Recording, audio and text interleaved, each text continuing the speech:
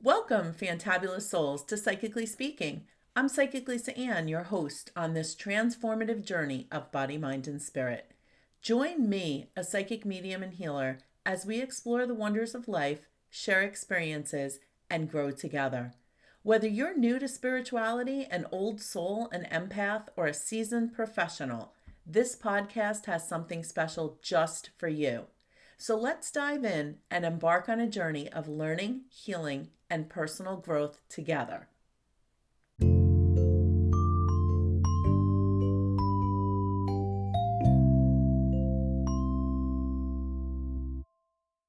Today, our guest is Kasha Bialas from The Farm Girl Cooks. And I am so excited to have her on because I have known her for a very, very long time. And we might discuss that later. But welcome, welcome, welcome. And Thank thank you. you for making the time. I know. So let's jump right in because I know you do live on Instagram that you're going to be doing right after this. So I want to make sure I stick to the time frame that we have allotted because I so appreciate you joining me today. So tell us a little bit about yourself and the Farm Girl Cooks. Oh boy. Well, I'm a lifelong farm girl born and raised in Orange County, New York. And we have a fourth generation, my son is fourth generation, 55-acre vegetable farm in the very unique Black Dirt region. It's all vegetables, some fruits that we grow. And I found that from a very early age, I was really inspired to create things with what we were growing here because a lot of our customers at farmers markets and stuff, they don't really know what to do with things if they didn't grow up with them.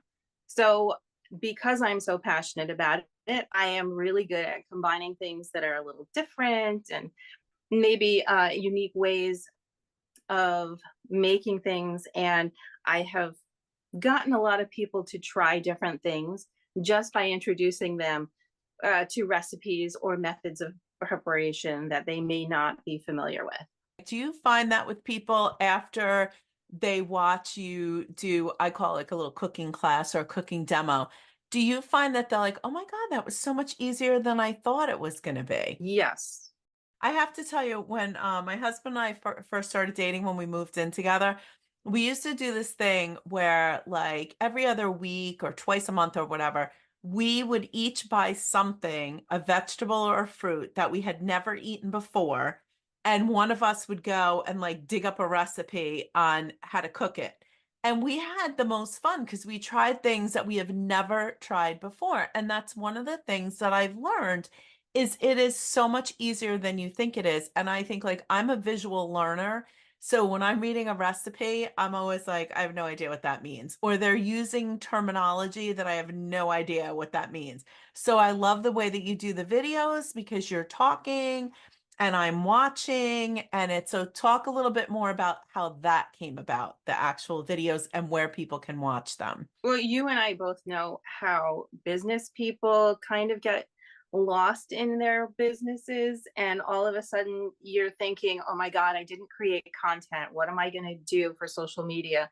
And then a friend of mine just kind of said, oh, was it last November? So that was about 7 months ago. She said, I would just love to watch you make dinner. Well, all right. So I love set that. up Instagram Live. I'm like, here you go, guys. This is what I do. This is how I make dinner. This is the process behind it, the thought that goes into what I'm making.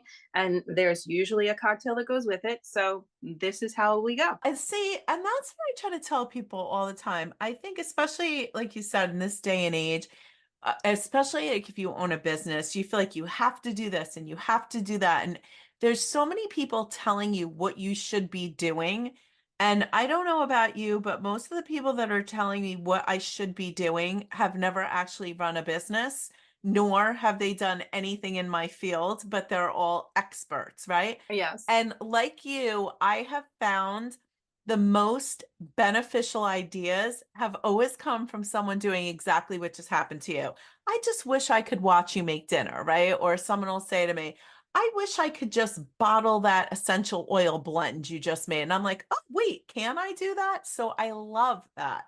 that's how that came about. I've had so many customers say to me, oh, I don't know, I don't have the time to do it, or that's so hard to do, I wouldn't do that.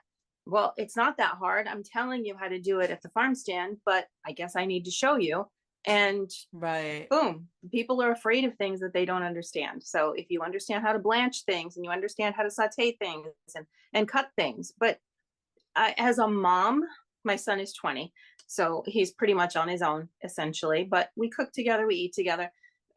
As a busy mom and a business owner and the daughter of older parents, I kind of cook for everybody, and I have to fit that in with work and running a household. And that's what I love. It's so much work. So I also don't want to eat not well. I want to eat healthy foods. I want to eat really good tasting foods. What's the point of eating it if it doesn't taste good?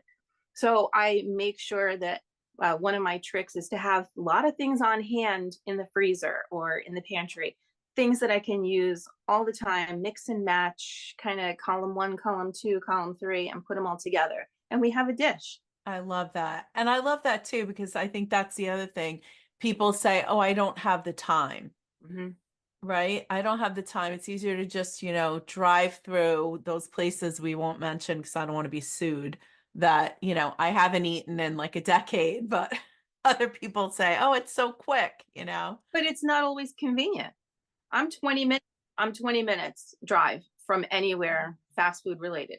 I'm not gonna drive 20 minutes to spend a fortune on not such a good thing. I may as well just make it myself. And it doesn't always take a lot longer. And that is the goal of my live videos, which I do on Instagram. And now because I can't stop, I do it on Facebook at the same time.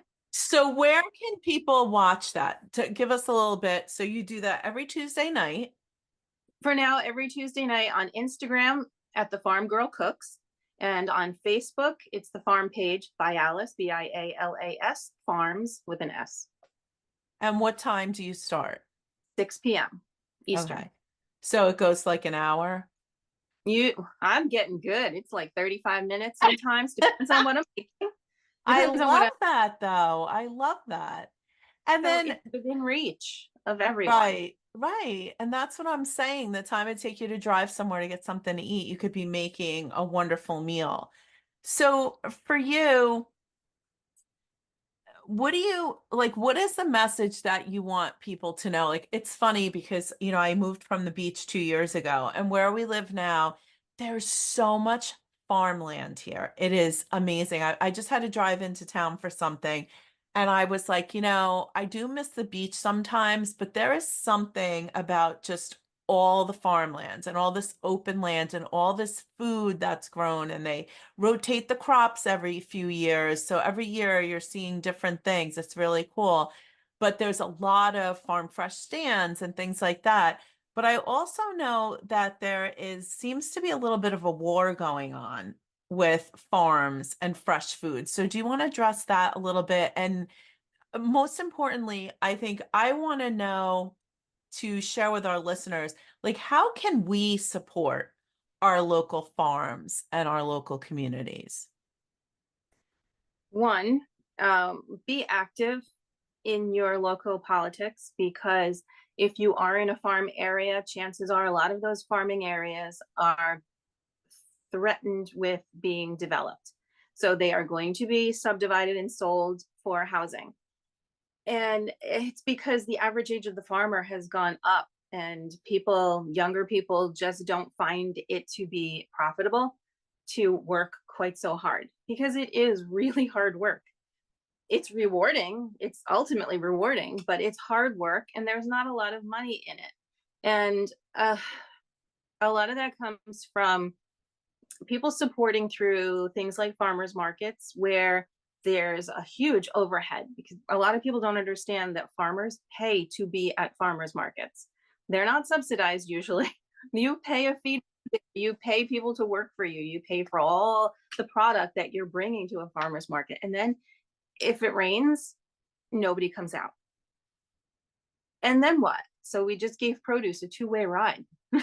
We bring it back and it's perishable. So even if it's raining, put the raincoat on, put the boots on, get the umbrella, and go to the farm stands. Gotta. And go whether it's rain or shine, make sure you're involved in local politics so you know that you can stop warehouses from coming in and taking up all that farmland. And where else can we go? It's better for you. It's just better for you to get a product that is as close to the source as possible. And I have to tell you, I mean, as I get older, I notice like when I buy vegetables, especially this last year, I have complained about this a lot. When I have bought regular vegetables in the grocery store, they have no taste to them. Like I really have been trying to, now things are in season, go and get things because I don't know what we're doing to our foods, but they definitely do not taste the same. I will tell you that. Well, in general, I'm going to say 2% of our population is involved in farming. And there's a lot of people in this country that need to eat. So when there are fewer farms, the product has to be trucked from somewhere. So whether it's coming domestically or internationally, it's coming from farther away from your location. So if you're getting something that's seasonal and it's local, it hasn't been sitting in a truck for days. How long does it take to get from California to New York or the East Coast? It's like 5, 6 days. And that's how long it's been sitting. That doesn't count how long it's been sitting in a warehouse or the trucker that takes it from, like, say, a wholesale place like Hunts Point in New York to get to the supermarkets further away. It's like it takes forever. So it could be sold before you're getting it. The other thing that I love about what you do with the cooking, you made a comment about if you make a mistake in the kitchen. Can you just talk You're not, about that? you're Because not I going think to that's keep so money. funny. Because I think I have to tell you, I was hysterical laughing. I found this recipe the other day for this like I don't know, it was a gluten-free muffin thing, right? So my sister called me. She goes, "What are you doing?" I go, "Oh my God, I'm making these muffins. They look so delicious." She's like, "Oh, if they come out good, let me know. I'm gonna get, I have to get the recipe." So she calls me like an hour later. She goes, "Had the muffins come out?" I go, "They were so, this was be healthy, right?" I go, "They came out so disgusting that I had to eat 3 Hershey Kisses just to get the taste out of my mouth."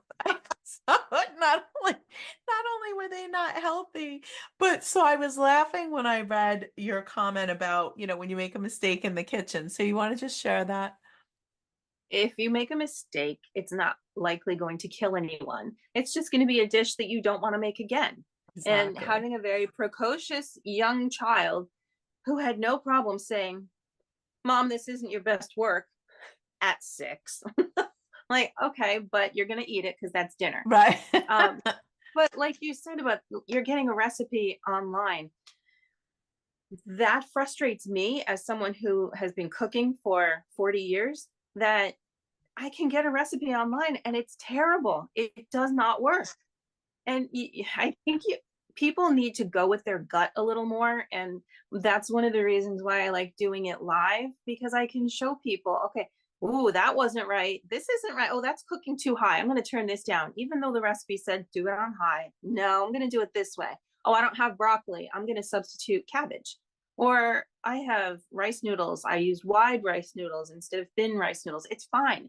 It doesn't matter. Yeah, I think you take the perfectionism, like, like people think it has to be so precise and it has to be so perfect. So then you get all overwhelmed. And like you said, at the end of the day, if it doesn't come out good, I mean, I will never make that thing again or eat it again. But it was fine. I survived it, know? I got a few. I've tried a few that were just ultimate failures, and it makes me angry that people publish these things and have phenomenal videos. It's a beautiful, well video, but the product is garbage. Did you not test the recipe? Right. And you're like, have you discussed it? Right. Have you actually eaten that disgusting thing? It's so funny. I just don't get it. So if there's nothing else about my productions, they're authentic and they're real. And it's doable for someone who has a business and a family and does all the things. And of course, you're working with what's in season as well. Yeah, sometimes I'm supposed to do I tried to put out my recipes in the winter ahead of time so people could cook along, and they did that a few times. But now I'm just so frazzled with everything that has to happen because the season is very busy that I can't Right. think that far in advance. And it's really just seeing what's growing now. Oh, I can use that and that and that and put it together. And here we have a beautiful dish. But And I that's love it. that. If it grows together, it goes together. You know, it's gonna work. I It's like gonna that. I like that. If it grows together, it goes together. I That's like like that. tomatoes and basil. Come on. Great combo. I just started growing some basil in the backyard. What would you say? So I know you just had a huge plant sale. And you do you want to talk about that a little bit? So we have a farmer's market. Let's say, how far back do I need to go? My family's been farming this land since 1939, and through ups and downs, we were pretty close to bankruptcy and closing the business in the late 80s, early 90s because of weather. You can't stop the weather from happening, right? You just have to roll with the punches. So we started selling at farmers markets in New York City. Mhm. And that's a lot of money too. But I don't remember where I was going. What was your question? The Oh, plant sale, the plant sale. yeah. Okay. So we did farmers markets for 25 years, which is a very long time to do anything. And you think you're close to retirement, but you're not. So we always start our plants in our greenhouses, and farmers are an optimistic bunch. Like, oh, that we can fit all these plants, like thousands and thousands of tomato plants, and really you can only fit 600 in that plot. Now what are we going to do? So about 12 years ago, I kind of started this thing where we sell the plants that we grow, so people know exactly where it's coming from, what it is. This is a great product. Now you just have to do it yourself. Hmm. So that's why we started with the plant sale, and it's also grown into a more vendor market. So I Hmm. do have a lot of other vendors that come in, so it's a one-stop shop for our customers, and they're very happy with it. Everyone that's come in really becomes family, and they trust that we're going to give them a good product, whether Right. I it's love that. food or all of our vendors. It's just a really family-oriented place, and it's nice where you have a lot of great loyal customers that Mhm. stick with us. Right. So now do you do the plants as well all the time during in season or Only in the beginning of the season because we time it. So like everything that did not sell at the plant sale on the 18th, and then last weekend I had a little pop-up for extras. Anything that did not sell went right out into the field. So all of those seedlings are now used, oh wow, and very nice. they will grow Mhm. for us too. Very cool. Very cool. So plan on eating cabbage in 2 months. There'll be an abundance of it. Well, people are unaware of how things take up space. They get a little plant and they think, oh, this is great. I can fit 16 pepper plants in my little garden. But really, you can only fit four because they do grow and they need space to grow. And I think that's for all of us. It's like pushing yourself out of your comfort zone. If we keep doing the same thing and we keep getting iceberg lettuce and tomatoes and cucumbers, we're never going to try a salad with kale and almonds and tofu or something. So ourselves out of that comfort zone. So, what is the one thing that you want people to know that are listening about cooking, about using foods from your local farmers market? Like what's the best advice you have for them? People that are listening and going, I really don't cook my own stuff and I have to run to the supermarket. I don't really go to the farmers market. Like, what do you want them to know? I learned a long time ago, because of necessity, that I don't want anyone else in control of my life. And if somebody else is preparing your foods, if you're getting takeout all the time, how do you know what's in there? Like, how's your cholesterol? How's your blood pressure? How are all those things? Make your food, and it's not just the same old, and you know what's in it. So kind of take control. Take control of your life, take control of your diet. I love that. And try something new. Try something new, but also do it with purpose. Your farmers are your neighbors. Their kids go to school with your kids. We shop at the same places. We go to the same restaurants, not as often, but we do all those things. So we need your support because we're not getting a paycheck from anywhere else. You are our paycheck when you buy produce from us. So you buy from us and we put it back into the community. And didn't you do a cooking book, a cookbook? Now, oh yes, oh yeah, yeah, yeah. I collaborated on a cookbook. No, you've been telling me for 25 years to do a cookbook. I did collaborate on a cookbook with a friend of mine. Yeah, I did a lot of. Do you want to talk about that a little bit? If you check out lunagrown.com, LUNAGROWN.com, my friend Chris makes artisan jams, and the whole book, Beyond the Bread, is how to use jam in different ways. So it's Oh, I love it. very creative, and lots of cocktails. Which our listeners will appreciate even more. Even more. I'm sure. All right. So, I always like to ask everyone that I have on as a guest, what do you like the most about what you do? Because farming is very, very hard work. And like you said, there's so many things that are just outside of your control. So, what do you love most about what you do? It's a hard lesson, but I guess that's what the universe has in store for me. What do I love most about it? Seeing the whole process from start to finish. I can see the ground being tended. I can plant a seed. I can watch it grow from a little seedling to producing a crop to making a dish for my family to putting corn or tomato sauce in the freezer so I have it for 6 months or a year. And we are going from seed to supper, and it's awesome. It's full circle. And there's so many people, and I think that's such a analogy for life, right? Planting the seeds, giving them time to go, to grow, reaping the rewards, enjoying the hard work that you've put in, right? And this is another question I always ask everybody, but what do you do? So many things are changing so fast nowadays, and so many people are feeling so stressed. So what keeps you going during challenging times? Okay, I want to backpedal just one little bit. Absolutely. Don't settle.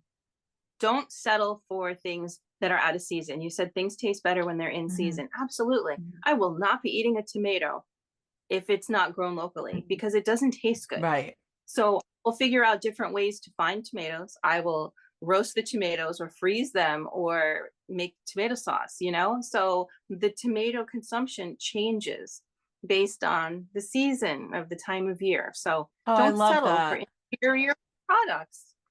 Love It's that. okay. Yeah. Okay. Okay, so what do I do to get through challenging times?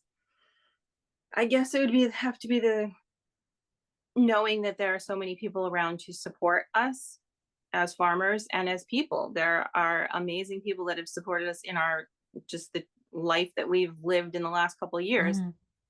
We never realized that there were so many people.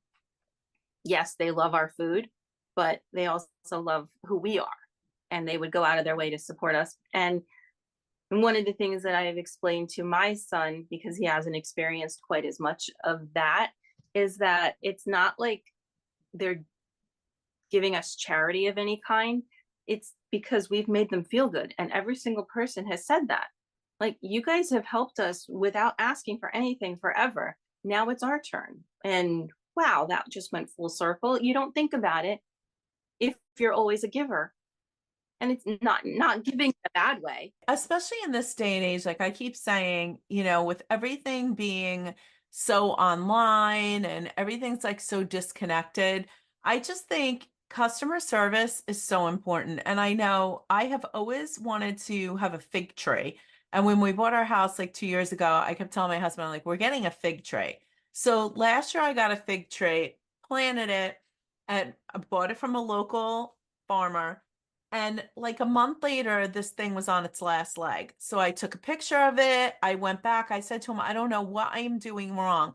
He literally said to me, if you want, bring it back. I will nurse it back to health.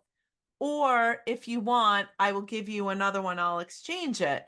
So I brought it back to him and he looked at it. He was like, I'm going to nurse this back to health. He goes, but here, I'm going to give you another one. But he actually came out to the house. He's like 2 minutes down the road. He came out to the house to show us where to put it.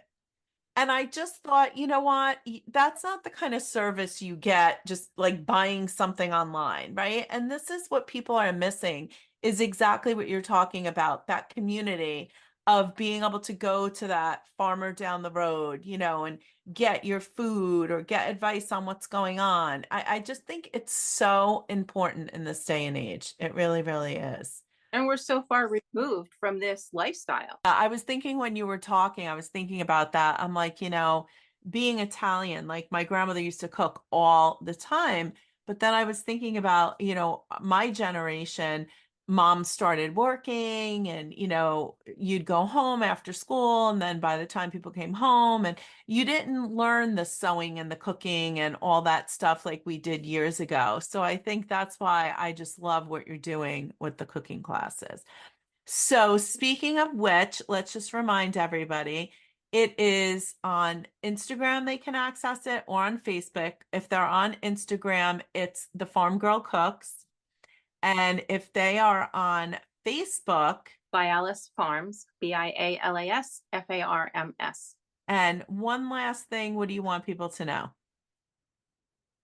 Oh, and what's your website? I'll put it on the podcast too, but what's the website if people want to come and visit you if they live locally? Bialasfarms.com. Love it. So, see, all of our listeners can have access to you, whether it's Facebook or Instagram, or if they live in Orange County, New York, or they're going to visit. Your farm is located right in New Hampton. Great place to visit. They can stop by and check it all out. So, I know you have to go record in a little bit. So, thank you so much for coming Thank you. on and for everything that you do. I think a lot of times people don't realize that there's a lot of people out there taking time to share their talents and their skills and their ability just to Yeah. share them. So thank you for taking the time to do that every week because I know everybody really Well, and thank appreciates you it. too. So thank you. Thank you.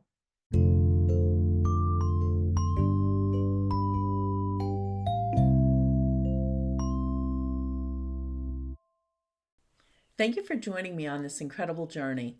If you enjoyed the podcast, please share it with a friend and hit subscribe. For more about my free live weekly happy hour via Zoom, my work, or visiting my Body, Mind, Spirit spa and gift shop in historic downtown Southern Pines, North Carolina, visit spiritquestnc.com. Remember, life isn't always rainbows and butterflies, but each and every day you have the power to be fantabulous. Embrace that power. Let your inner light shine. Until next time, stay empowered and keep embracing life's magic.